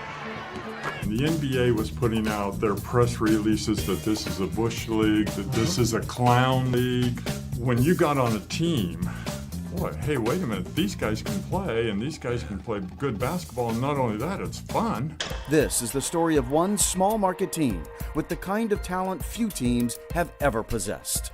When these players got together, they shook up the world of basketball. I think it just tells the truth. We're really watching the evolution of basketball in the first person, and we were really happy and proud to be a part of that. What we're seeing is what this little team did down here. This big team up here is doing the same thing. Well, you see a big part of history. If you a basketball historian. Not only for the fans, but I think for the NBA player today, to know the roots that the game came from, to know those that made the game that they're playing today, that they have a chance to go on and try and improve it. I think that's really important. I think this film can give them that perspective. It's the inception of the way the NBA is playing now. It's a film about brotherhood. This is the guy I depended on, he depended on me, and that's a bond that can't ever be broken. The Dream Makers, a revolution in basketball.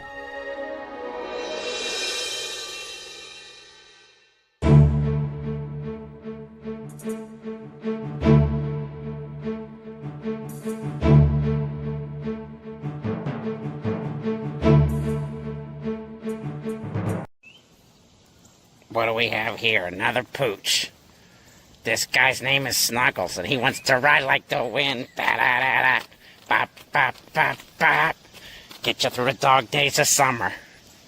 Let's go back to 757 Sports Talk with Matt Hatfield and Coach Ed Young on Covil Sports TV. Ride like the wind, baby.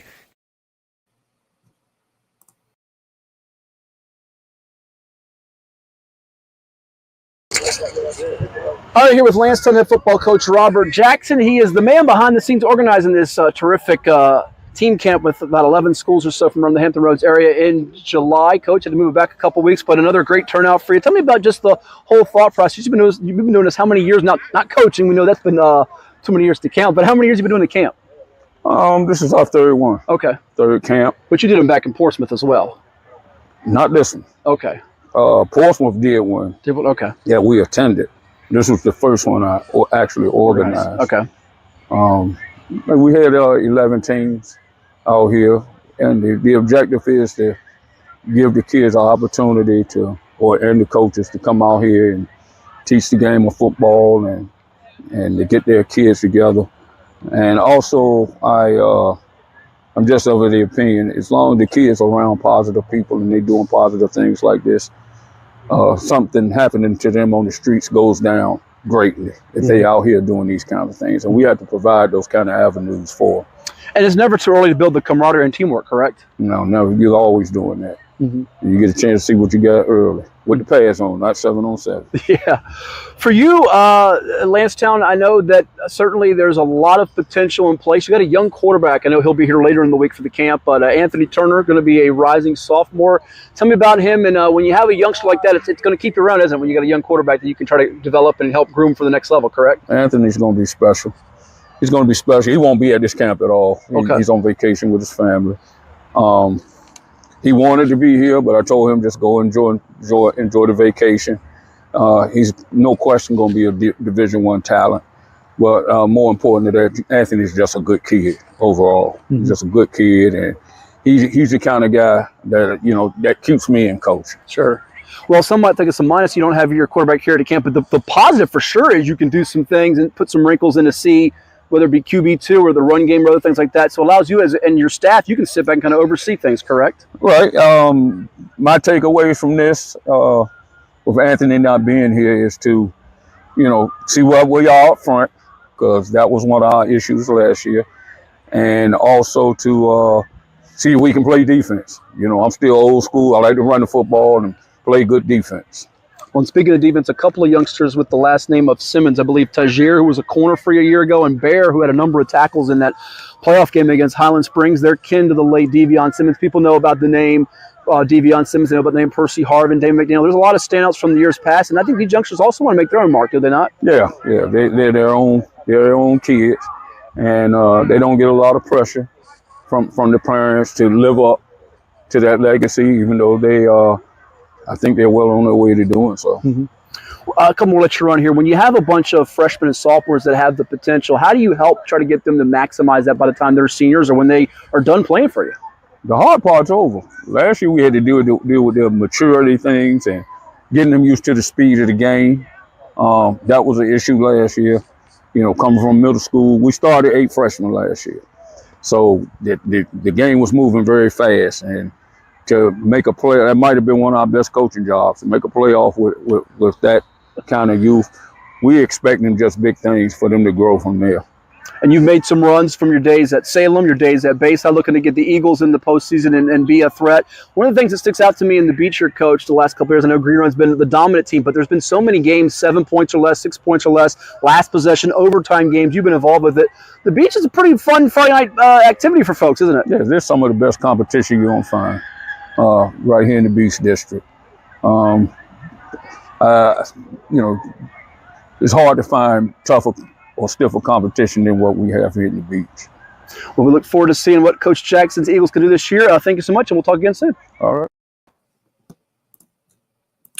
So that was Robert Jackson, the head football coach of the Lansdowne Eagles, with us here on Covil Sports TV, one of 11 schools that was participating in the team camp held at Lansdowne High School. You'll hear from more of the coaches in the next couple of shows here as we turn the calendar from July into August, and it's here. We'll have our big preview show for you and all kinds of goodies on the way here on 757 Sports Talk on Covil Sports TV. Your reaction, what do you have to say? I think they have just about 3 or 4 seniors, not a lot of them, Ed, but a bunch of freshmen, sophomores, juniors that will be key components for them this fall.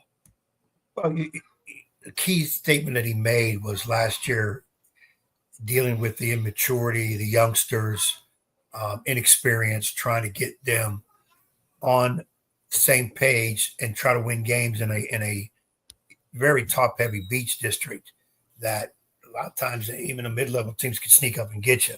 Lansdowne has had a tremendous tradition in past. Robert Jackson himself was a big-time winner, great teams at Norcom. I think they'll be back in that mix where they're the type of team now you're going to have to really worry about, because he's saying hopefully you don't have to really deal a lot with the immaturity, the lack of experience. Though when you're dealing with high school kids, it's always youngsters, so anything is about to happen. But and he's got a tough opener. If I think I remember on the scroll at the bottom there, you got play Cox first game. Mm-hmm. That's not easy. That won't be easy. And then I thought I saw Tallwood, who has new coach in Mike Beal. Yeah. No. Glenwood Farabee. Don't Farabee. Beal. I did last week. Beal's at Grassfield. Grassfield. Yeah. Farabee.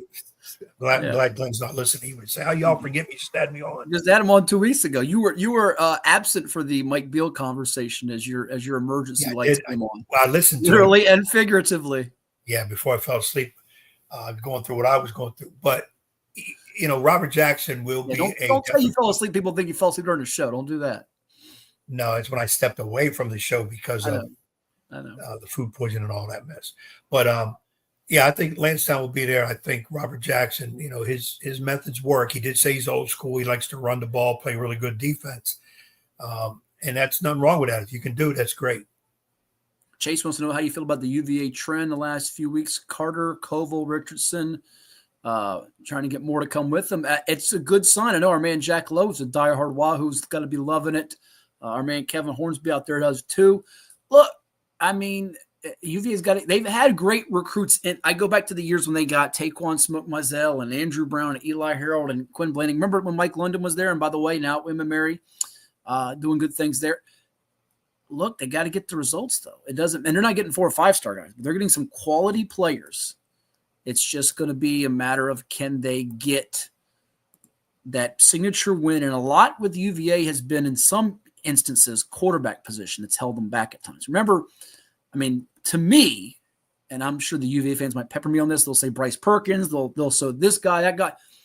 The only bona fide NFL quarterback guy they've had in the last about 20 years that you say, yeah, is Matt Schaub. Right? NFL quarterback from Virginia. Yeah. Last 2025, it's a bona fide, yeah. Didn't they have a guy probably? They've had a guy that made a roster, but that was a bona fide. He can go play in the NFL and be a big name. Yeah. Didn't they have and I know they're not going to get all those guys at UVA, but. Guy that played for, I think, the Packers. I want to say Manjowski. Manjowski. Well, there was a Don Majikowski. Yes. It was a ski. I knew that had ski in the other name. Was he a VA guy? That was well before Matt Schaub. He was drafted in 1987. Well before Matt Schaub. I got it. Okay. Trust me. Matt Schaub was drafted in 2004. So your errors are kind of going all over the place. Yeah, just for some crazy reason, I remember that name. Well, somewhat never remember the name, and it was a UVA guy. He started quite a few games. No, they had good quarterbacks. I'm just saying that if you're getting at least 4 or 5-star level guys, like they were doing during the Mike Linden era, they were getting, again, Blanding, really good, 5-star safety. Mazzell, played in the NFL, running back. Andrew Brown, NFL guy. Eli Harold, NFL guy. Where was the NFL quarterback at that time to match or marry with that? They didn't have that at that time. That's what I'm saying. I'm not saying they have to get a 4 or 5-star guy every year. Speaking of quarterbacks, before we close out this edition of 757 Sports Talk on Covil Sports TV, we caught up with a quarterback at the Lansdowne team camp. Oh, the Magic Man. It's not Bob Lennon. We caught up with a quarterback at the Lansdowne team camp, Ed, who's made his pledge to play, what do they say, by the sea? The real HU? Who was it? Yeah, Josh Hawley, the youngster quarterback, Kempsville, picked Hampton, the real HU. I know the Howard people ain't going to like hearing that, but I'm sorry. And my good buddy's an assistant basketball coach at Howard, Kendrick Saunders, but I'm sorry. I'm going with Hampton U. Josh Hawley went with Hampton U, and we're going to find out what he had to say to you about that selection in the upcoming season right here on Covil Sports TV. All right, I'm here with Kempsville quarterback Joshua Hawley, class of 2026, with his Chiefs team getting ready for the season at the Lansdowne team camp in Virginia Beach, and recently made his commitment to Hampton University. Joshua, first and foremost, congratulations. Tell me about what made you decide to become a Pirate. I was up there during the Tidewater Showcase, so I got to meet Coach Boykin and Coach Taylor up there. I grew a really great connection just being up there and kind of meeting the kids on the roster, like all the quarterbacks and everybody. Braden Davis kind of took me under his wing and was just kind of like welcome, kind of teaching me what he knows. Then I went back for the camp. They ended up offering me again. And I had a good conversation with my parents, and we realized that with the quarterback room, their business school, it was just kind of perfect fit for me. So we just went ahead and said, let's close down my commitment or my recruitment. And so. Your story is a neat one because I know last year you were part of a quarterback battle. I know you had a tough opening loss. I was there for the game against Salem, but you guys made another playoff run at Kempsville in Division 5, which is tough. And you've grown and improved, I think, about as much as any quarterback, I'll say it, in the area. What have you done in terms of getting better as a quarterback, and what are the things that you've harped on? Well, going through freshman and sophomore year, I was kind of just working on my mechanics, trying to understand the ins and outs of quarterback. And I worked really hard with my coach, Coach Sherry, on learning how to read defenses. That's what I've gone over a lot this offseason, just kind of understanding football, just getting that knowledge. So I've grown a lot. I mean, it's just countless hours in the film room, countless hours training, just working out every day, just putting in the time, putting in the work, just putting your nose into the dirt and just working. So, well, probably a student of the game is going to be the answer to this question, but what do you think your best trait or traits are for Hampton, and what do they like most about you? They like the way I throw the ball. They said I'm very accurate, and I have really good zip on it, so they're really excited for that. So, yeah. Perfect. Now, you must be a fan of football, so who are the QBs you like studying when you're watching pro football, college? Who are the ones you watch, or even if there's any from the 757 or guys that came before you? Yeah. My favorite quarterback all time would probably be Cam Newton, but I study a lot of guys like Josh Allen and Tom Brady, the guys that are accurate at the game, and guys like Josh Allen who can use their legs whenever they need to. So, yeah. A lot of excitement, I'm sure, for Kempsville. You've seen this program grow under Coach Cherry. Also, they had the years back, the losing streak. Now you're a perennial playoff team every year. Tell me about your teammates. Who are some of the guys we should be watching for make plays when you're throwing them the ball, or guys that are blocking for you, guys that are running for you, guys that are making hits on defense to help you guys get the lead and protect it? Who are some of the guys besides Joshua Hawley? Man, I mean, there's a lot. There's a lot of guys. I mean, we're really a standout team. I'm really excited for this offense personally. I think we could really do something this year. So, I mean, I got guys that I could pass to: Jordan, Mittenall, Samir Kroom, Nari, Dutt Miles, and I mean, I have guys running the ball like Rob Hughes, Warren Powell, Tayshawn, and and I mean, I got all my guys up front. I love all my guys. I got Noah and snapping the ball. I got Deontay. I have Lahai. I have Vasty.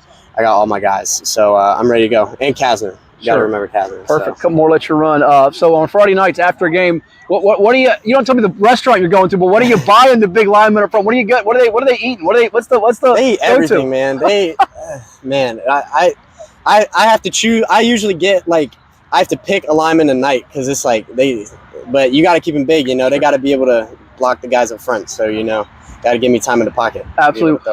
What are you looking forward to most? Senior season, you got your commitment out of the way, so that lets you play, I think, more free, if you will, or loose. What are you looking forward to most? I'm sure that the rivalry games, the fans, just the goosebumps you get, right? What are you looking forward to? I'm just ready to ball. That's really it. I just want to go out there, have fun, compete, just win a lot of games. A lot of people have doubted us this season and said that we're not going to be that great. And you just got to kind of prove them wrong. You got to have that chip on your shoulder. So I think as a unit at Kempsville, we've really had that chip on our shoulder this offseason, and we just kind of put our nose to the grindstone and go. So awesome. And lastly, what's it going to take for Kempsville to be a threat when the whole thing is done and to have a season that you can remember? What are the things that Coach Cherry and the rest of the staff tell you guys, and what do you think you have to do to reach your full goals, if you will?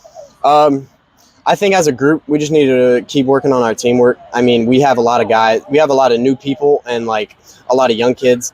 I think once we kind of get on the same wavelength and have that just like one set mind as a group, I think we could be unstoppable. Because I mean, we got the talent, we have speed, we have size, we really have it all. So yeah. And they have a poised trigger man, Joshua Hawley, a Hampton University Pirate commit. Kempsville Chiefs looking to make noise this year in 2025. Yes, sir. Appreciate the time. Thank you. Thank you. So Hampton getting some 757 guys, Ed, keeping some home talent, grown talent, as they were able to secure a commitment from Joshua Hawley, quarterback from Kempsville. They also got the running back from Bethel, Amari Pryor. If you remember, he got going middle of late last season and was really heating things up in a big way. Secured a couple of names outside the 757, like Antonio Turner, defensive back of Manchester, and Huguenot wide receiver, defensive back Malik Porter, plus the Verona running back Michael Farley Jr. So there's getting some guys here, and they're no longer conference rivals. They're still rivals with Norfolk State, but there have been changes from different conferences, from the MEAC to Big South to CAA for Hampton in recent years. But your thoughts on what Hawley had to say as we put up the schedule for the Chiefs? Intriguing opener coming up August 28th at Salem, as they lost that game close, but to get a win there, it could set the tone for them. And who knows, you knock off the Sun Devils in game one, not an easy task, but you do it. You got a chance to be 3-0 going into the bye, and then the big showdown hosting Green Run to close out September.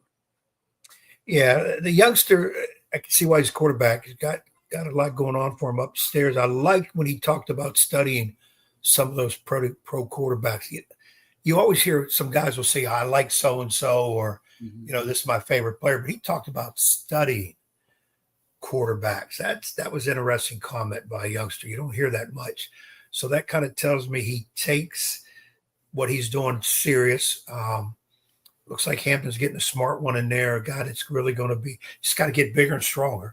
But as far as that schedule goes, tough one. But I did notice, three of their first 4 games are home.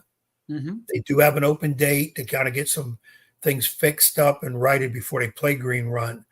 But,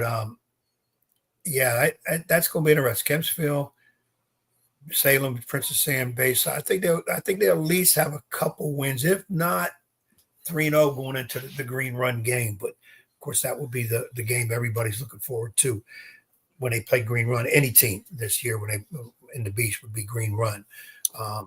But that young man, games are not easy, by the way. You don't want to get to that bye week at 1 and 2, because then it's tough sledding. You got Green Run. Although the back half of the schedule is not as potentially, landmines as the front half. The final game at Cox is going to have some playoff implications, both sides and across that region in 5A. But the one in the middle there, Princess Anne, feels like it's a safer game. Although they got a new coach, the Cavaliers do, with Casey Turner. We'll have to get him on soon. Former Great Bridge standout quarterback, trying to get the Cavaliers turned around. So, that's what it looks like there from the schedule standpoint. But good to see another youngster, as a lot of these commitments are. A lot of players are being advised, take those commitments now, because schools, if you're not a power 4 top 100 guy, and you're not committing at the end of July going into August, some of these schools turn the page on you, and they're going to the transfer portal. That's like we talked about with basketball. It's just a new way it's going with college recruiting, and high school recruiting, I should say, for programs at the next level. So there you have it. That is just about going to close out. I think it is our show for this particular Saturday, the final one of July 2025. We come back with you. It's going to be August. July will be gone. It'll be a vanished disappeared. Poof. We're looking forward to connecting with Phil Steele for next week's show. Probably do a couple of segments like we did with Paul Stone. If you missed any of that with Paul, it's up there on the podcast page. Check it out on last week's Covil Sports TV episode of 757 Sports Talk. Available at your fingertips. Your Yankees made a move. They got Ryan McMahon at third base. Good pickup. Not overly excited, but it's way better than what they have. It's definitely an improvement. They got him for at least a couple years, $16 million, which of course Colorado I think will be paying some of that. Well, no, it's a trade, so I think they'll be on the hook for all of it. Now the question becomes, where does Zach Gallen go from my D-backs, Merrill Kelly go from my D-backs, and Eugenio Suarez go from my D-backs? Come on. Josh Miller, who they picked up from Cleveland, has already been dealt to Seattle, and the Blue Jays want him. The Mets want him. They all want these guys, and I'm sure all these contending teams will be pillaging the D-backs, just like the Yankees try to do. All these teams with gobs and gobs. The rumor was they were going to get Suarez. No, they didn't. They got McMahon. But they got McMahon now, but now here the Phillies are interested in trying to get Suarez. I don't know why the D-backs. Are they going to dump everybody? I thought they had a good shot at wild card. No, not happening. Too many teams to catch. And when you look at Corbin Burns and Justin Martinez, the presumed ace that they picked up and paid a bundle for, and the presumed closer who was coming off an injury and comes back and gets hurt again, both out till late 2026 with Tommy John. I mean, we might as well wave the white flag for 2 years. They might as well wave the white flag for 2 years. Not going anywhere in a division that features the evil empire of the West, known as the LA Dodgers, the San Diego Daddies, also known as the Padres, and Los Gigantes, the San Francisco Giants, who sometimes come to play, sometimes don't. And they have Rafael Devers. So, well, I'll tell you what, man, we need Zach Gallen. I told you a couple months ago, we got some trades for you. We got some players for you. We'll take. You can have Zach Gallen. You realize he's had the highest ERA for much of this season of any starter, although this is a guy that could go to the Yankees or the Mets, and next thing you know, he's pitching like Cy Young. He's pitching like the greatest thing ever. So, or I even take Merrill Kelly. We need pitching bad, really bad.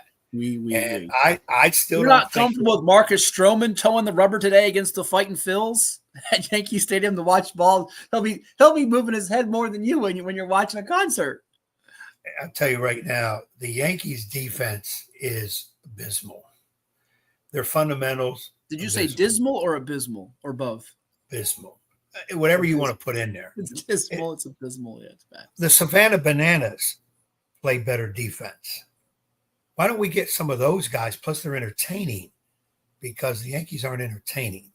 And, I'm not going to be like some of these Yankee fans are like, they're talking about sell everybody, get rid of everybody, get rid of Boone, and let's rebuild. People, we got a great shot at. I think we will be a wild card team. I don't think we're going to win the division, but, and then we get deeper into playoffs. Let's see what happens. But it's sometimes watching the Yankees is really, you think it's the Rockies in a different uniform. But Ryan McMahon at third base, let's see what happens. I think it'll be an improvement over what they had. Cabrera was there earlier in the year, hurt, now out for the year, and Peraza's not what they really thought he would be. Volpe at shortstop has become just like, what is this guy doing? He's been getting hammered all year. You just still have too many holes in their lineup. I know, even though he's a youngster, Dominguez, watch him in the outfield is, again, Savannah. But your team is not skidding like the Detroit Tigers are, who are hoping and praying that Tarek Skubal can save the day today as they take on the Blue Jays. Tigers playing who today? The Blue Jays, who have won the last two with their ace now and Tarek Skubal towing the Come on, Detroit. I'm going for Detroit. You got to knock them Jays down. I'm going Tigers 5-1. They'll win it. Don't guarantee that because you're the kiss of death. Okay, I won't say because some people might have some shepherds on it. So I'm going to say that. For all of our guests today. I feel good about Detroit beating Toronto today with Skubal up on the mound. So, but this is the trade week. The deadline is Thursday. I know you said. And if they don't, Tigers fans, if they don't, Ed Young will buy you season tickets for 2026. Yep. Don't think there'll be many trades, outstanding trades this week. I think everybody's talking big games about it, but I don't think you're going to see it. Trade deadline historically is maybe one or two big names, maybe, and then that's it. I don't think we'll see a whole lot. We will talk to you in the month of August. We thank Super E, Josh Hawley of Kempsville, Robert Jackson of Lancetown, and all those that have interacted with us throughout the morning. If you missed any of the show, it's available on the podcast page through Covil Sports TV. We'll talk to you next time right here on 7.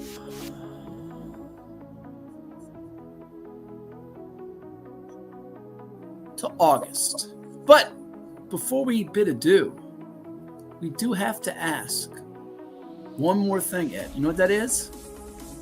No, don't go to the pool. Don't go. People have often wondered, which is faster, hot or cold? It's an easy one. Hot. Why hot? Because you can catch a cold. Simple.